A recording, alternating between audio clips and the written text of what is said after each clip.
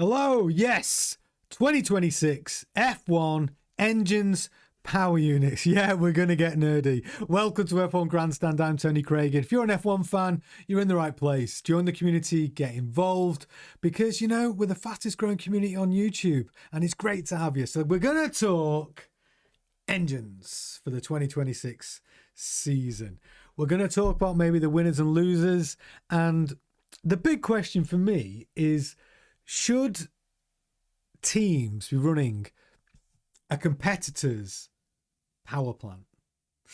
Let's start with the changes to the engines for the 2026 season. So, the 2026 Formula One engines will feature a shift, well, a bigger shift towards electric power and sustainable fuels. They're going to maintain the existing 1.6 litre V6 turbocharged ICE, but they're going to increase the reliance on the hybrid system. They're basically going more electric. So the electric is going to be 50% of the total output, which is currently sat around between 15 and 20%. Additionally, the MGUH, that's the motor generator unit heat, is going to be removed. And the MGUK, the motor generator unit kinetic, is going to have the power increased. I'm going to come back to both of those, so don't worry if you're not 100% sure what they are. I will be going into more detail. We're going to geek out. The engines are also going to run on fully sustainable fuels as part of Formula One's goal to become net zero carbon by 2030. So yeah, like promised, we're going to get a little bit more nerdy with a look at these MGUK and the MGUH. Oh, I'm getting myself confused. So they're increasing the electric power. So the electric motor is going to contribute a much larger proportion of the overall power output. So it's going to shift the balance from its current 80-20, 80% internal combustion. I can't speak tonight. Honestly, guys, you're going to have to forgive me. Let me have a swig of my coffee, because not only is this geeky and nerdy, I am shattered today. The reason why I'm late, by the way, is because I had to rush back from my day job to try and get on and do this. So give me 2 seconds. Oh, coffee needed. Right, so they're increasing the electric portion of the power unit. So right now, there's a balance of 80% internal combustion engine, 20% electric. Now they're going to a 50-50 split. They're going to remove the MGUH, and that is the part, the MGUH, that's the bit that recovers energy from all the exhaust gases. That's on the cars currently, but they're going to get rid of that because they're trying to simplify the engines and actually reduce costs. And that bit, the MGUH, which is very, very complicated and actually very expensive to turn those exhaust gases back into electricity, they're removing that, and they're going to increase the MGUK, which is basically the kinetic power. The MGUK, the best way to describe what that is, it's the recovery energy from braking. So if you've driven a Tesla or any other god-awful electric car, they have what's called regenerative braking, which regenerates electricity back into the battery. So why is that important? It's because we're going to be relying 50% battery, 50% internal combustion engine. And what that means is these cars, one of the major components for these cars is how the driver and the teams can manage that battery for the entire Grand Prix. It's going to be tricky. So even though they've reduced the cost of the power units, and even though they think they have simplified the way they can regenerate electricity, the truth is it's going to be heavily reliant on the braking system. So bear that in mind. I'll come back to that. But also, they're big on sustainable fuels, right? The engines will utilize fully sustainable fuels, potentially derived from non-food sources, municipal waste, or even the atmosphere. How are they going to do that? Like Mystic Meg the energy out of the ether? Well, I don't know. It's above my pay grade. And also the power unit efficiency. The overall power unit will remain powerful, producing over 1,000 horsepower, but it will be significantly more efficient. And they've introduced a cost cap. So an engine-specific cost cap will be implemented to control development expenses of those very expensive power units / engines. So the fuel flow measurement as well, they're going to improve the fuel flow rates based on energy rather than mass. Now that's totally geeky and I don't really actually understand what that means, if I'm honest. But they're going to basically control fuel in a better way. I think it's all about efficiency. They want to be more sustainable on the fuels, and they think this 50-50 electrification on the engine is the way forward. I mean, to be honest, does any of us want more electrified engines in a Formula One car? I don't. I really don't. But we're stuck with it for the next 3 years at least. Hi, Gemma. Hi, Eric. Hi, Yvonne. Oh, you got a cold. Do you know what, Yvonne? I have been struggling with I'm going to call it man flu. My nose has been blocked for about 3 days. I've been going to sleep with Vicks under my nose to help me breathe, honestly. So I feel your pain when you're working hard and you've got all these different projects. I get it. Yes, Gemma. I need Vicks. Did anyone else, when you were a kid, by the way, your parents? My mum thought Vicks solved everything. She, you know, if you got headaches, you put Vicks on the side of my head. If you've got like a cough, Vicks would go on. And if you got a cold, it'd be Vicks literally everywhere, stinking like polo mint. But yeah, so I feel it. I feel you there, Yvonne. I hope you're feeling better. Get some Vicks on you. I'm sure it'll help. So yeah, so tonight's show is all about engines. I know it's a bit nerdy. If it's not your bag, I get it, but we do need to talk about it because some people are interested in how these power units are going to change in 2026. But it's also what it leads on to.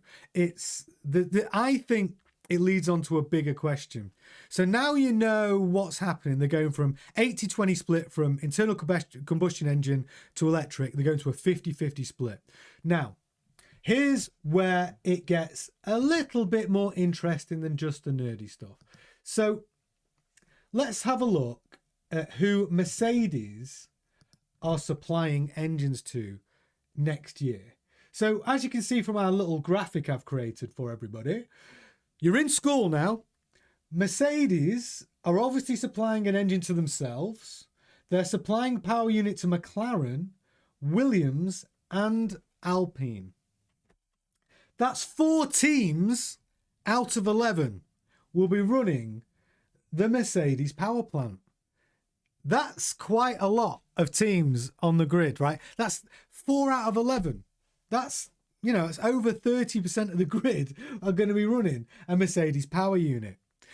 However, that might be a good thing, and I'll be coming to that in a minute, because some of the news that's been coming out about the Mercedes power plant is very, very good. I'm not going to lie. It's very positive. And I'll tell you how we know that in a minute. But that's Mercedes. They're supplying 4 teams on the grid. And the next big power unit supplier to the grid in 2026 is Ferrari. Yeah, the prancing horse. Ferrari are going to be running their own power unit, obviously. Brand new to the grid, Cadillac are going to be running the Ferrari power unit. And it's no surprise that Haas, who already are running the Ferrari power unit, will continue to run the new Ferrari power unit in 2026. But Haas, to be fair, do use literally lots of parts out of the Ferrari parts bin to build their car. So Ferrari are supplying 3 teams on the grid. And then we've got the Red Bull powertrain, which they're developing with Ford. That's obviously going to be in the Racing Bulls and the Red Bull cars. We've got Audi coming to the grid. They're going to use their own powertrain. And obviously we've got Honda coming to the grid in the Aston Martin. So everyone else has got their own power unit. But these guys, this is what I want to talk about. Ferrari and Mercedes. Do we think it's right that Mercedes have got 4 teams running their power unit, or that Ferrari have got 3 teams running their power unit? I mean, I've spoke about this before on other shows, and it really gets my goat. Like, I just don't understand how the pinnacle of motorsport, why every team can't have their own power unit. You know, we're talking about the most prestigious motorsport in the world, and yet other teams are running other teams' power units. I hate that. I really can't stand it. Because here's my point. You can call me skeptical if you want, but it's so competitive and there's so much money in Formula One. How do we know? I mean, I don't know. I don't know how the FIA can police this. I don't know how the FIA can really police that. What if Mercedes? What if, like, you know, Bob, who builds a Mercedes engine, goes, oh, that one's going to Alpine. They give him a Duff engine. You know, that one's not as good. I mean, how do they keep a consistency and a quality control on these engines? I don't understand how, if I'm Alpine, I know I need to get an engine from somewhere because Renault aren't making engines anymore. And if I want to stay in the sport, I've got to get an engine from somewhere. But how do they keep the integrity of the sport when you've got two major teams supplying 7 teams out of 11 on the grid? Tell me in the chat, what do you think? Oh, Eric's jumping in. You don't care for it. I don't care for it either. I don't understand why it has to be that way. And I live my life. Welcome. Nice to have you with me tonight. Nice to see you all there. But it's true. Like, I understand that teams need to save money and developing an engine is going to be pretty expensive. But, you know, when you've got, surely there's another option.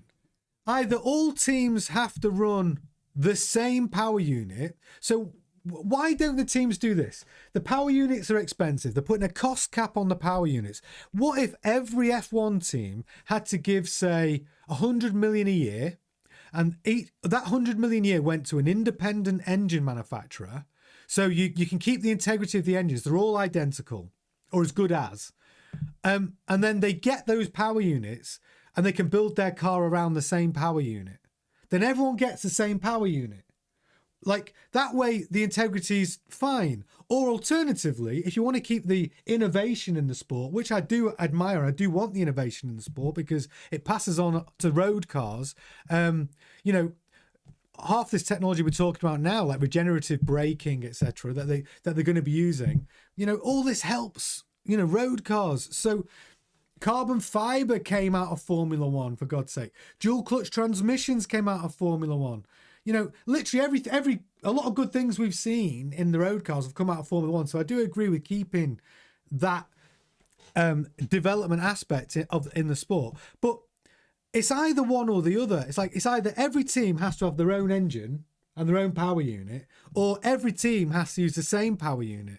Because I'm not convinced that there isn't some advantage for Mercedes and Ferrari by being the supplier of all of those teams. Are they collecting data in those engines? Because if you're an engine supplier, you're allowed to collect data on that specific engine. So does Ferrari get all this data from 3 teams on the grid that they get to use to improve their engine in their Ferrari to make it slightly better? And Mercedes do the same thing. They collect data from 4 teams for their engines, and they use the argument and say, well, yeah, but we're supplying these engines, we have to get the data from the engines from those teams. But they're literally getting data from all those teams, right?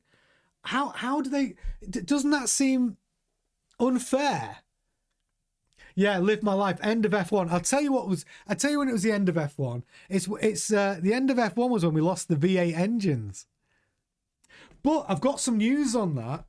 So, if you want some positive news for all you Formula One fans, my mate, as you know, my man on the ground, Tubby George, told me today, because I've told him we were talking about engines tonight, and he said that there is a strong rumour that this next generation engine for 2026, normally it's like a 5-year cycle, isn't it? 4 or 5 years.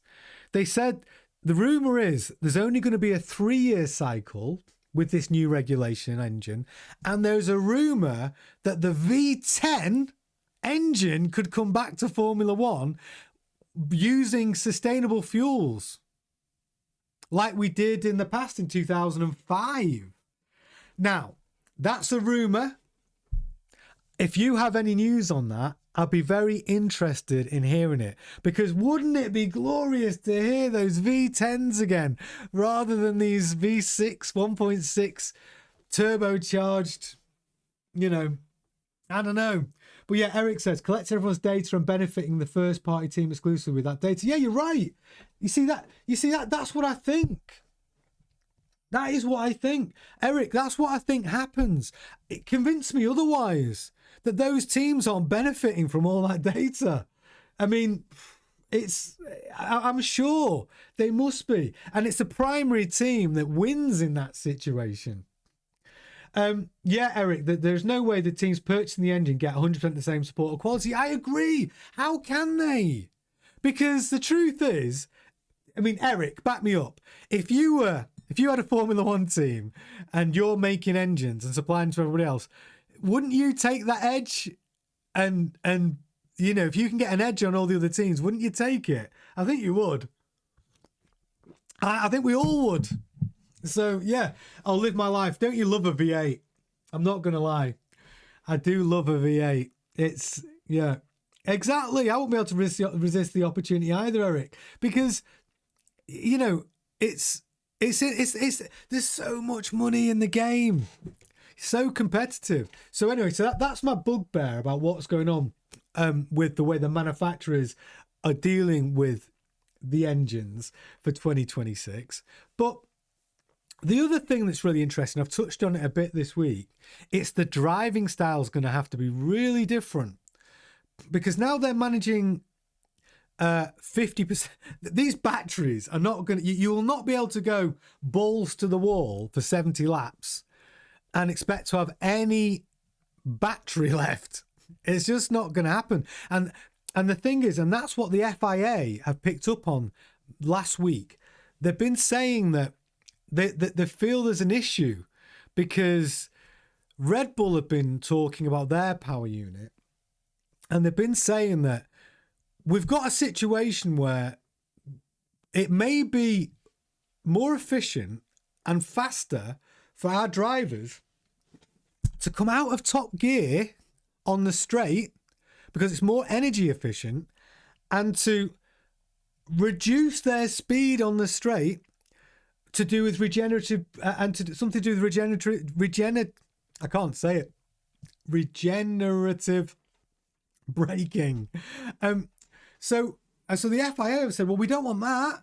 We don't want teams slowing down on the straights because they have to regenerate power. Like, we want the cars to be flat out where they're supposed to be flat out. And even though there's a 50% electrification, we want the cars to perform as if it's almost like an ICE, like an internal combustion engine. So what they're saying is that there's going to be settings, mandatory settings, which will alter the power output from the battery depending on the track.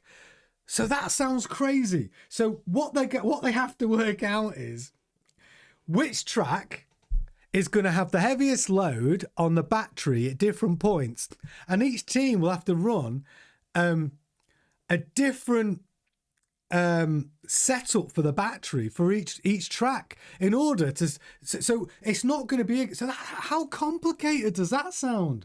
So you're going to have a battery setup with varying degrees of power output depending on the circuit. So if you've got Monza and you've got a huge straight, you're going to want maximum power output, right? Fastest straight in Formula One. But then if you're on a track like, say, Suzuka, you might not need maximum power like that. You might need the power delivered from the battery in a different way.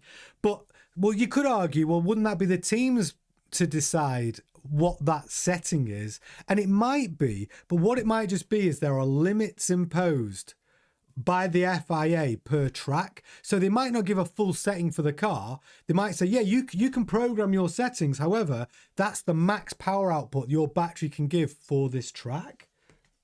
That gets complicated though, doesn't it? But that's what they're talking about, because there is this problem they're trying to solve. I'm going to come back to the chat. Live my life. In 1986, I went to the Spa race for €126 with V12 engines. Deafening. Oh, take me back. Take me back to the V12. Yeah, glory days. The glory days, the 80s of Formula One. If you're younger than me, and you've never actually watched any of the F1 from 86 and you're a fan from like the noughties onwards, you should go and find some of those old races. Yeah, it'll blow your mind. It's a different, and the cars were still quick. They were still doing 200 miles an hour in 86. They were just a lot more dangerous. Huge engines, naturally aspirated, glorious. So that's the interesting thing. So all of this electrification means that the cars they're becoming more reliant on technology. And here's the worst thing, I think. The more software that goes into the cars, the less control the driver has. I'm going to give you an example. So, and it's a really recent one. You saw what happened with Ferrari, didn't you, at Hungary? Leclerc put the Ferrari on pole, right? And then he's quite comfortably, for the first 2/3 of the race, holding position. He comes in for a pit stop. His last pit stop. There's 20 laps left. And then they send the car out, and it's 2 seconds a lap slower. Now, we heard Leclerc on the radio going, why? Why have you done this? I could have managed the situation. Now, what he was talking about on the radio was, you have turned the engine down, and you have... The other thing they did was they increased the tyre pressures to raise the ride height, because they were running the car so low that the plank wear would have been illegal by the end of the race. And the only way they could have stopped that from happening was to increase the tyre pressure. Now, here's the thing. Because they weren't honest with Leclerc, they took the decision away from him as a driver to manage the car. So he was saying, I could have managed the car. I could have drove it differently. I could have managed the plank wear if I'd have known. But what you've basically done now is you've turned the power down on the car, so I get less plank wear when we're at terminal, like full velocity at the bottom of the straight. And he was saying, don't do that. Give me the power and give me the choice. But the engineers turned the power down, and he had no choice. And he lost 2 seconds a lap, and he loses the podium. And this is what we're talking about. Now, that's a real-world example where the driver is not allowed in modern F1 to manage the car. So now we're getting even more electrification, relying on 50% of the power output is on the battery. What we're actually doing is we're giving more control to the software engineers than we're giving to the driver. Even though the driver is going to have to manage that car effectively. But if the driver isn't managing the car effectively and managing that battery output the right way, guess what? From the pit lane, you're going to have some nerd on a computer going, oh, Charles Leclerc, you're thrashing the car too much. I'm going to just knock your power percentage down by 0.85%, because that mathematically over 10 laps is going to do this. And do you know what I'm trying to say? Like, it gets to the point where it's almost like a freaking computer game. The engineers and the technical team will be playing a bigger part in the output of the race, and the drivers losing control. And I think the good drivers, that's why they're all complaining. They're all complaining about this 2026 engine. They've been in the simulator. Not one of them has said, I like these new cars. They're great. They're all saying these cars are awful. Absolutely awful. And so we're turning this sport, unfortunately, with the electrification, into one big computer game where the software engineer who's watching the driver's stats is able to control the car in a way that good drivers hate. They hate it. So yeah, so it's a great example. That's what so that's exactly why Charles Leclerc was going mental on his talkback radio with his engineer, because he knew what they had done and they never gave him the accurate information. If they'd have told him plank wear's looking a bit aggressive, he could have changed his driving style but still kept the power in the car, and he probably could have held on to a podium. So yeah, so those decisions are being removed from the driver, unfortunately. But the good news is, I kind of like this about the 2026 engines and power units. They've got, whereas now we have DRS, the drivers are gonna have literally like a boost, like a power boost button available on the steering wheel, which will give them the power as they decide they want it, rather than being in a DRS zone now. They will be able to deploy, I believe, unless they check. By the way, these things are still being revised. We're going to be in 2026 in 4 months, and we'll be starting the season in March. But they're still fine tuning how this is going to work, which brings me on to another point.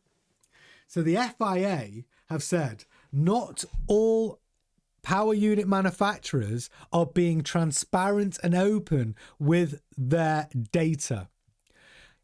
Some engine manufacturers are, but some aren't. And they suspect the ones that aren't have built a pretty good engine. And what they're scared of is sharing data which shows their engine to be far superior to the other engines. Because what does the FIA do at that point if they see there's an engine that's outrageously good? Just like Mercedes engine in 2014, which dominated F1 until 2021. If they see that again going into 2026, the FIA will regulate, and they will basically sandbag those developments for those successful engines, because they want the racing to be closer. So the clue is there are engine manufacturers not sharing data with the FIA. And I can tell you, I know who those engine manufacturers are. I'm going to get you have a guess. Which engine manufacturers do you think are not sharing the data with the FIA? Who do you think it is? I'm going to give you a guess. Anyone? Eric? I'm giving you a guess here. Which engine manufacturer do you think are not sharing the data with the FIA? Here we go.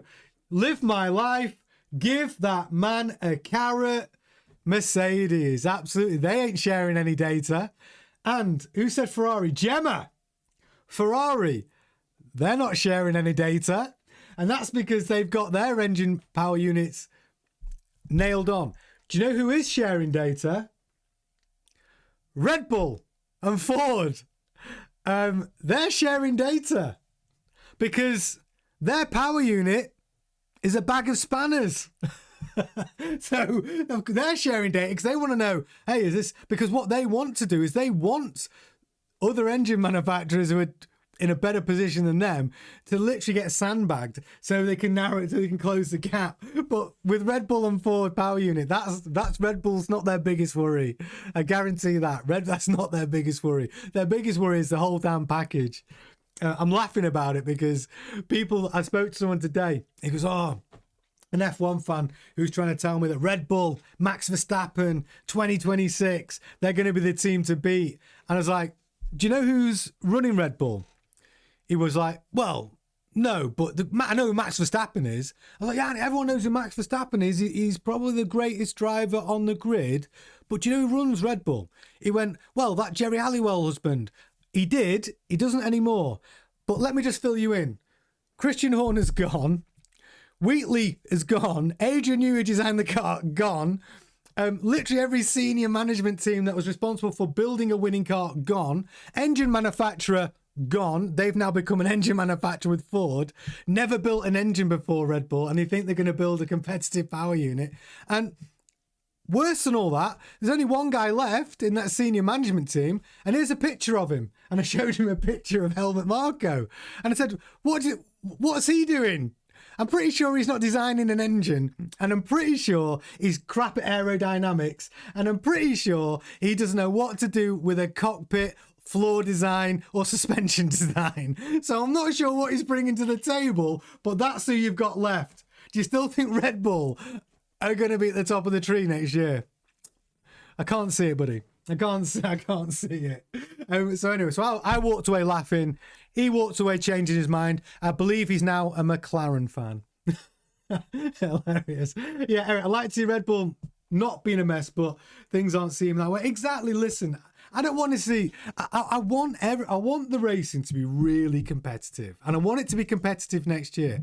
I do want to hear the roar of a V8 or a V10 or a V12, and honestly, I would love them to ditch the electrification. Personally, and actually, when they talk about efficiency and everything else, look, I don't know the ins and outs of it, but I'm pretty sure that electric cars are not quite as green as everybody says they are. That's all I'm going to say. And I think if you can get a green fuel, which they've already achieved, by the way, they made a green fuel back in 2005 for the V10s, and it was fine. So I don't know why we've had to go down this road. And the V8s were great. If we're not going to get a V12 or a V10, the V8s were great.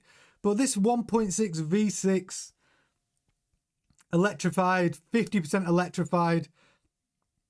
I mean, look, have you ever watched Formula E? I mean, God, it's like watching really, really fast milk floats. Or like radio controlled cars or something, which is, look, it's great in some ways, but it's not the same experience, is it? Watching Formula E is nowhere near as exciting or as exhilarating as F1. F1, why can't F1 be the only sport that they go, do you know what? Let them cook. Just let them cook. Let them go out and build the craziest engines. That would be good. Just let them build, a roaring V12.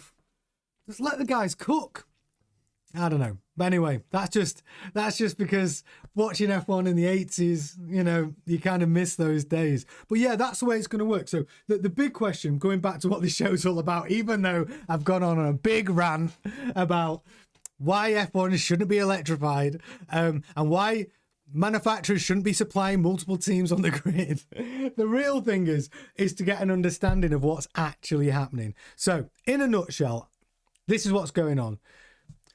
At the moment, the engines use a gizmo that uses exhaust gases to recharge the battery. That little gizmo, the MGU-H, is getting ripped away, and they're going with an MGU-K, which is a new gizmo, which is basically regenerative braking, where it regenerates a lot of the power into the battery from braking, okay? And that's kinetic. So that's the MGU-K. That's the big change.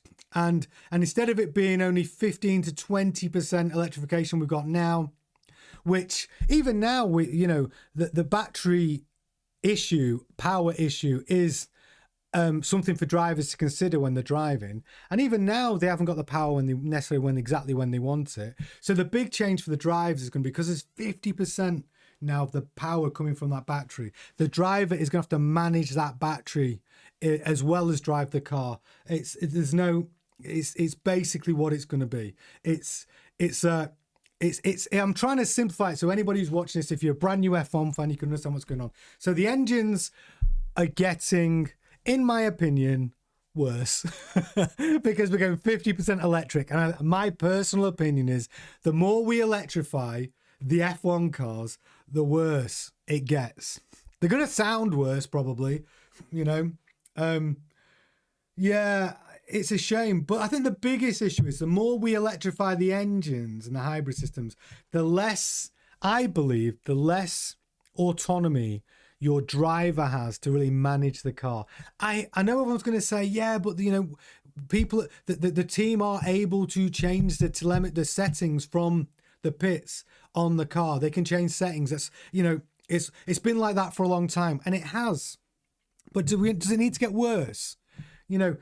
I mean, if your engineer can literally override the output on the car, which I know they can do now, but they could, when it comes to battery management, I think it's going to become more prevalent.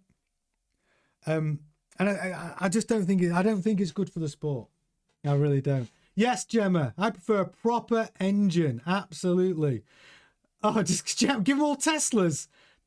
God, no. Can you imagine if that's one manufacturer we'll never see on the F1 grid. Tesla, who make electric cars, all of a sudden build a hybrid with an engine. There'd be something. Do you know, I tell you what, though, I think Elon Musk, with his brain, he might be pretty good on aerodynamics, though. I don't know. Who knows? He's gone a bit wacky, hasn't he? I don't know if you've got any Elon Musk fans watching right now, but I find that Elon Musk. I know, Gemma. I know it's a joke. But Elon Musk, I think he's gone a bit wacky, hasn't he? Everything I see about him, he seems to have gone a bit out there. So yeah, that is what they're doing. I'm sorry that this isn't a really fun, juicy, newsy show. It's all gone a bit nerdy, hasn't it? I mean, but I did promise you a bit of a nerdy show. We're going to try and chuck a few things in that help people understand what's happening in F1. What do you think about carbon neutral?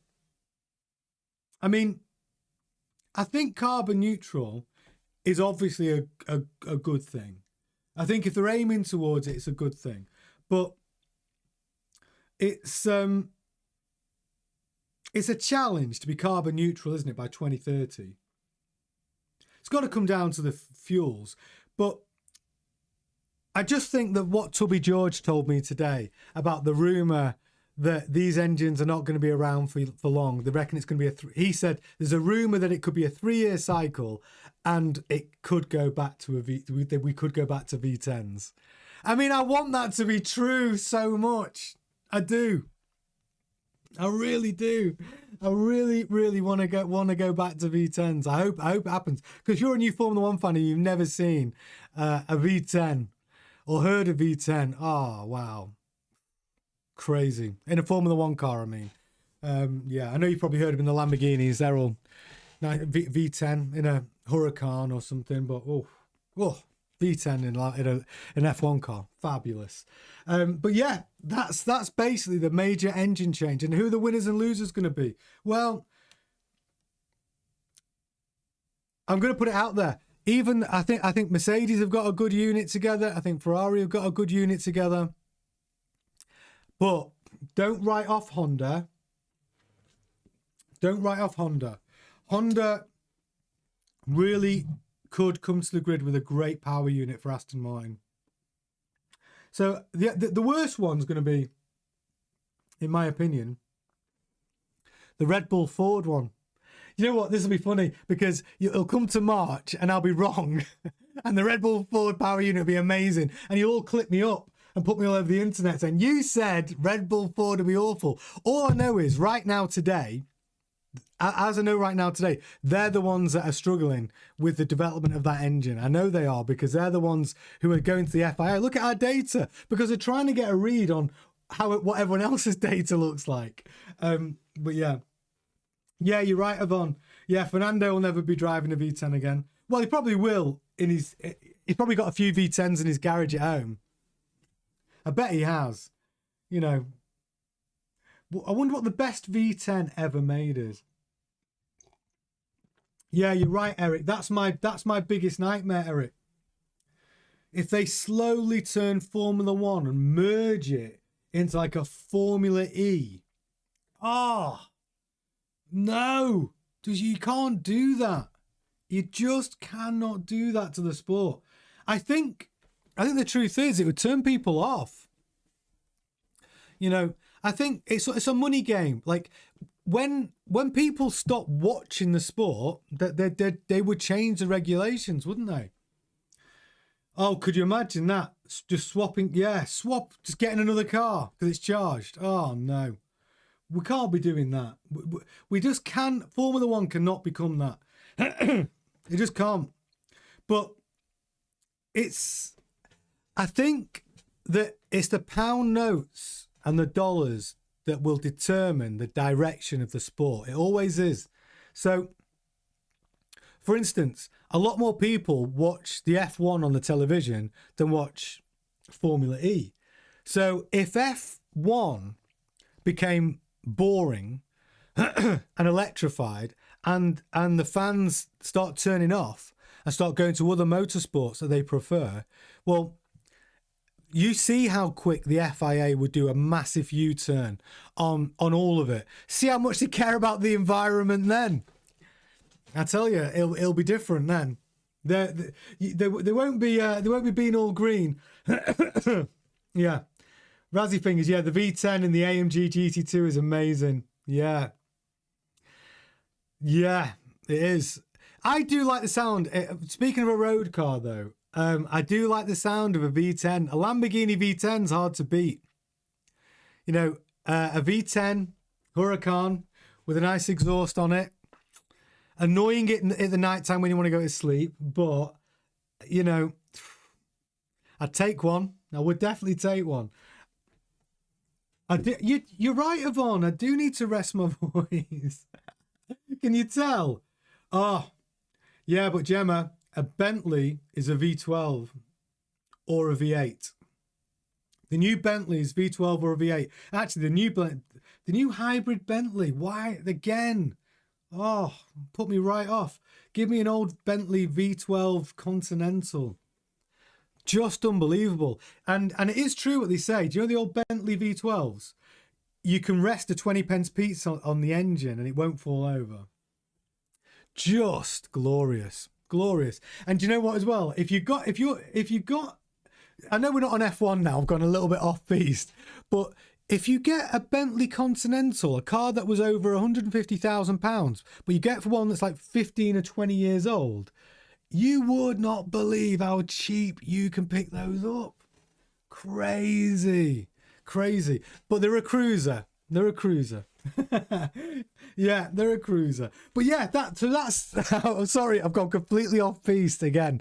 But yeah, so Formula One, that's all about the engines tonight.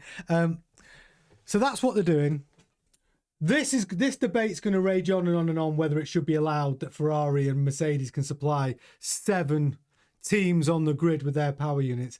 I would like to see that change. I think if the FIA change anything, Cadillac don't want to be running a Ferrari engine. They want to run their own engine. Maybe what they should do, and what maybe we should all get a petition going, is we should set a petition saying that within 5 years or 3 years even, within 3 years, every team has to have a unique power unit, either one they built themselves or a relationship with the manufacturer that they're working with, but it has to be unique.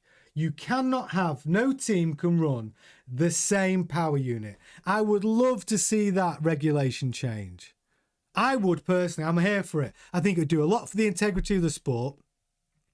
And also, you're going to get new engine manufacturers coming back to sport. We might see Cosworth back in the sport. Lamborghini might do an engine. I know it's Audi. Look, I know it's all VW and Audi, and they're all the same group, but they are separate companies in there. So you might get Lamborghini brand coming back in. You might get Porsche brand coming back in. Even on the engine side, like there is opportunity if they went down that road, because who doesn't want to be in the F1 business right now? It's actually growing. It's a good time to be in F1. More races than ever. The American fans are really getting involved now as well because they're getting behind Cadillac, and the sport's growing. So yeah, I'd like to see it, whatever capacity. I would like to see not new, but other brands involved in the sport, and maybe that's the way to do it. Maybe that's what we need to do. We need to make sure that everybody is running a unique powertrain. But as of next year, 50% electric, 50% ICE, and regenerative braking. And they've called it MGUK, but it's regenerative braking, like you get in a road car. That's basically what it is. So that does simplify it. Oh, right, a new American fan here. Only been watching 1 year. And thank you for the show. Oh, thanks, Razzie Fingers. And by the way, Razzie Fingers, that's a great handle. You'll have to explain why it's Razzie Fingers. I want to know why you're called Razzie Fingers. I'm pretty sure your mum didn't name you that. Yeah. So yeah, that's what's going on. It's going to be, the engines are going to be a talking point, I think. But watch out for that Red Bull unit. They're in trouble right now. They really are. Red Bull Ford have got to do something to inspire some confidence. Maybe Helmut Marko can get in the shop and start doing some work on it, and maybe he can add some value. But if you don't know who Helmut Marko is, Google him, and you'll know exactly what I'm talking about. Crazy. Oh. All right, guys. Well, listen, it's been a bit of a geek fest tonight. Is that the villain from Star Wars? Yes. Yes, it is. Hang on. Just for you. Let me see if I've still got his graphic somewhere. in my. Let me just see if I can pull him up for you. So if you don't know who, where is he? Yes, I have. Okay. If you don't know who Helmut Marko is, this is your guy leading Red Bull. The sole director of Red Bull Racing. The man responsible for bringing you not only a good car, but a good power unit. Good luck with that, Helmut. Good luck, buddy. So anyway, sorry, Helmut. It's a butt of the joke tonight. Yeah, terrifying. Come on, be nice. The only thing, the thing about him is, the reason why I think he's a little bit on the dark side is because he was the guy that was behind Horner getting sacked. Because Horner was the CEO of Red Bull Racing. He had all the control and power. Helmut Marko gets him sacked. So we've just seen this week that Christian Horner's been removed as a director from Red Bull Racing. There's one sole director left, Helmut Marko. And the new principal, Laurent Mekies, has got significantly reduced responsibilities and control. So basically what that means is now Helmut Marko has got a lot more control. So yeah, that's why we joke about Helmut Marko being possibly the baddie, the emperor out of Star Wars, because we think he's done some pretty shady moves. You know, that's what we think. That's what we think here. Yeah, the guy's on many documentaries. Yeah, he is. All right, guys, listen, it's been loads of fun. We've managed to take a very geeky subject, being and our hybrid engines for 2026, and made it fun. Thank you so much for getting involved in the chat. You made it really great. But yeah, we'll be back tomorrow. Thank you so much for watching F1 Grandstand. Please like, comment, make sure you join the community, tell your friends, subscribe, hit the bell so you keep up to date. It honestly makes the world of difference when you do that. Keeps the channel going, and it's and what we're going to do is try and grow it and make the best community on YouTube that we can. I will be back tomorrow. Don't ask me what I'm going to be talking about. It depends what's in the news. But I will see you tomorrow at 8 o'clock. I will see you then. Ta-ta.